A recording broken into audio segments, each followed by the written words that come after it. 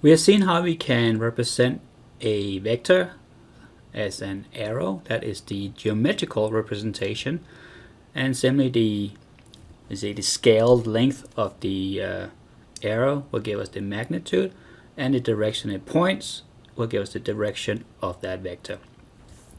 So in this video here, we're going to go through the second representation vector we'll be using in class. That's the analytic representation.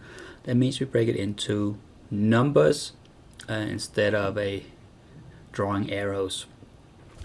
So first, we're going to talk about the vector components. These are the ones we're using to quantify the or represent the vector when we talk about an analytic approach. So the vector components is simply if you take the vector and draw it, say in a two-dimensional reference frame. We can do it in 3 dimensions as well. It's just a lot more difficult to I don't know if it's more difficult to visualize, but it's definitely more complex than a 2-dimensional case. So we'll stick to the 2-dimensional case here. So we have a vector in vector A in a 2-dimensional reference frame, Cartesian. If we take that vector and we break it into projections onto the x-axis and the y-axis, we get these projected length onto those axes, and we call those lengths the components. If we take into account the direction of the vector itself, we can assign directions to the components as well, and we get what we call the component vectors. In most cases, we're just going to deal with the components themselves. And when we have these components, let's say we know those numbers, then we can write the vector in terms of those components as well. Here I give 3 different examples of how we can write a vector in component form or in analytic form. One is to use square brackets and write them vertically. Another one is to use less than, greater than symbols with the components embedded within, or simply just standard parentheses. These are 3 different ways that are commonly used to write a vector in analytic form. Okay, if we go back to the components, the meaning of them is really what we've seen before when we had vectors. We had talked about, for example, the position vectors. We can have these components are a measure of what is the extent of the vector in a given direction. So for example, up here we could label numbers to them. Let's say ax is equal to 3. So the component of the vector in the x direction is 3. That means that the vector occupies 3 units in the x direction, and maybe let's say ay is equal to 4. That says it has 4 units occupied in the y direction. That's the meaning of that. And when we get into unit vectors, we will see how we can actually use these unit vectors combined with the components to fully describe a vector as well.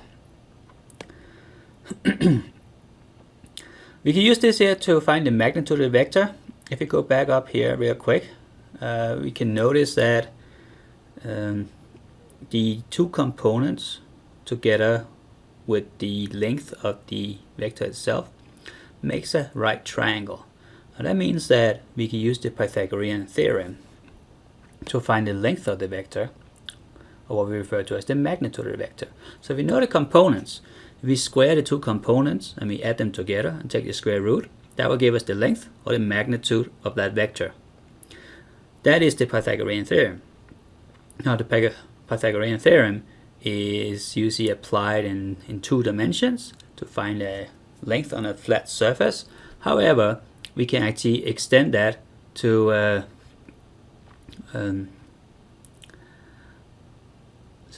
we can extend that into 3 dimensions as well. I can see here I have a little mistake here, so it's going to fix that real quick. Put that up. If I got a plus sign in here. Alrighty, make sure I get that fixed. So we can actually extend it to 3 dimensions. If we had the 3 components in our standard Cartesian 3-dimensional reference system, ax, ay, and ac, and we square each component, add them together, and take the square root. That will actually give us the length of a vector in 3 dimensions. As a cool side note, I mentioned here that this is called a norm or metric within our algebra or within our space. This is called Euclidean space. So this is the metric in Euclidean space. If we take a metric in something for example called the Minkowski space, that is the mathematical space where we describe special relativity. If we go into general relativity, we can go into the different algebraic spaces, and the way we define a metric is really how we determine how space-time is curved. So that's pretty cool stuff. All right, the next 2 boxes I have drawn or made a couple of sketches of a couple of vectors. I just want you guys to read off approximately what the components of these 2 vectors are. You don't have to do any calculations to find the components. You just read them off the graph, and then I ask you to calculate the magnitude using the Pythagorean Theorem. Alright, the direction of the vector, again, we're going to consider the length of the vector itself combined with the 2 components, form a right angle triangle, and that means that if we know something about the length of that triangle, or if we know something about the angle, we can calculate one or the other using trigonometry. So if we consider this right angle triangle, we can use our 3 trigonometric functions, tangent, sines, and cosines, in the proper form to find relationships between the length or the sides of that triangle, which translates into components / length or magnitude of the vector itself. So finally here we have 2 more boxes giving 2 vectors. I ask you to make a sketch of each vector. Do that on paper and insert a picture of your sketch, and find the magnitude and direction of each vector using the trigonometric functions and the knowledge of the components of the vectors, and then turn those in for points.